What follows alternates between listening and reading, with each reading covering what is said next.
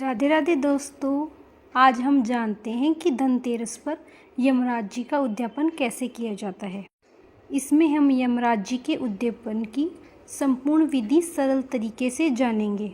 धनतेरस पर यमराज जी का उद्यापन किया जाता है तथा मकर संक्रांति पर भी धर्मराज जी का उद्यापन किया जाता है। कई बार मन में सवाल आता है कि धर्मराज जी और यमराज जी एक ही हैं, तो उद्यापन अलग अलग कैसे किया जाता है। तो पुराणों में यमराज जी के 2 स्वरूपों का वर्णन मिलता है। गरुड़ पुराण के अनुसार 24 योजन विस्तार वाले वेवस्तपूर्ण नामक नगर में यमराज जी का साम्राज्य है। यमराज वहाँ 2 स्वरूपों में निवास करते हैं। पापियों को दंड देते समय उनका स्वरूप अत्यंत भयंकर होता है तथा जीवों के पाप पुण्य का निर्णय करते समय उनका स्वरूप अत्यंत सौम्य और सरल होता है। उस समय वह धर्मराज जी के रूप में होते हैं।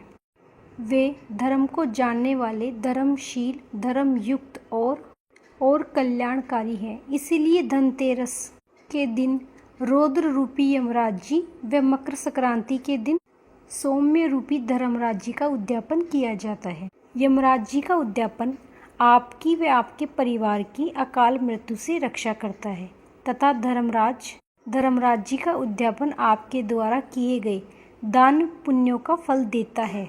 ये दोनों ही उद्यापन अपने जीवन काल में एक बार जरूर कर लेना चाहिए। आइए जानते हैं कि यमराज जी का उद्यापन कैसे करें। यमराज जी के उद्यापन के लिए यदि आप 1 साल कहानी का नियम लेना चाहते हैं तो आप 1 साल कहानी का नियम ले सकते हैं। तो यह कहानी धनतेरस से शुरू करें और अगली धनतेरस तक पर इसका उद्यापन कर दें। और आप चाहें तो हर महीने भी व्रत रख सकते हैं, नहीं तो जिस दिन उद्यापन कर रहे हैं उस दिन का ही व्रत करें। यमराज जी की कहानी सुनने के लिए शाम के समय माटी का चौका लगाकर या पाटे पर चावल का सातिया बनाकर प्रदोष काल में या फिर गेहूं या जौ का भी सातिया बना सकते हैं और स्वास्तिक बनाएं। जल का लोटा रखें, गणेश जी को विराजमान करें। अगर आपके पास चांदी के यमराज जी की पातड़ी है तो आप वह भी विराजमान कर लें। यह पातड़ी आपको किसी भी सुनार के पास आसानी से मिल जाएगी। और अगर पातड़ी नहीं है तो आप ऐसे भी कहानी सुन सकते या नई पातड़ी भी बनवा सकते हैं। फिर 13 आंखें हाथ में लेकर कहानी सुने। कहानी सुनने के बाद घर के बाहर दीपक जलाएं, जिसकी लो दक्षिण दिशा की तरफ रखें। फिर दीपक के सामने अर्घ दें। यदि आप नियम ले रहे हैं तो हर महीने की अमावस्या के पहले वाली त्रयोदशी के दिन से ही कहानी सुने। और यदि 1 साल का नियम नहीं ले रहे तो धनतेरस के दिन व्रत रखकर ऐसे ही कहानी सुने। कहानी सुनते 13 पत्तल भी कलपते हैं।